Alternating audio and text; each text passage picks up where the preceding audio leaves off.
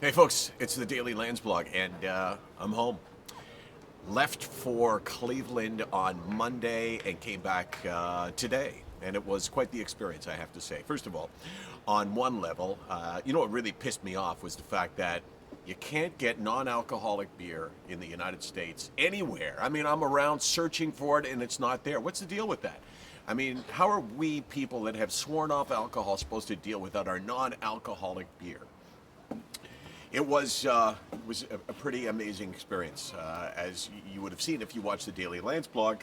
Down courtside, watching players warm up, watching LeBron James in particular. Here's a guy that really, in every way, is a phenom.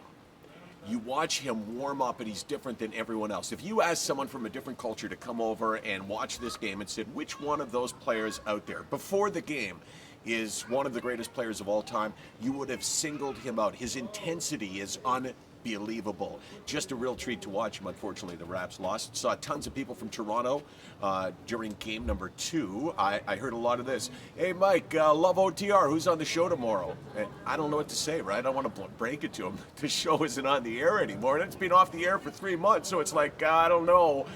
You don't want to, Casey's giving me, what's that, Case? 5 months? Is it 5 months, really? Is it really 5 months? And me and Dave Naylor are sitting side by side. We do radio together, and they got a shot of us in the broadcast, and they said, there's Naylor and Landsberg. And all of a sudden, just like that, my phone blows up with all kinds of people saying that they saw me. I'm not going to tell you what my wife messaged to me because it was a little controversial in my house. And I'm playing the passive-aggressive card here. I guess one of the things that I'm shying away from is talking about sort of my state of mental health over the last 4 days. I found it very difficult to, I think, cope with a number of factors. One of them was lack of sleep, for sure. One of them was just being on the road in a hotel room. And I found myself really retreating. Now, I'm not overly proud of this, but I actually spent 8 straight hours in my hotel room. 8 straight hours, just not wanting to venture out. And I'm sure if you have suffered any kind of mental health issue, especially depression, you would know what I mean by that.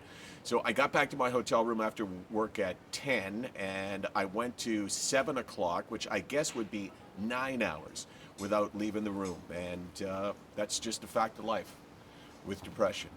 When it hits you, you retreat. When it hits you, you become antisocial. And it doesn't matter whether you're the most social person in the world, it's taken away from you. So that's my experience.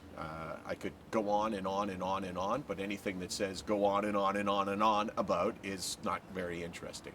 SickNotWeak.com. Big news on Tuesday night. We're doing our first ever Facebook Live. So I will be here. Case, where will you be? Here. Case will be here.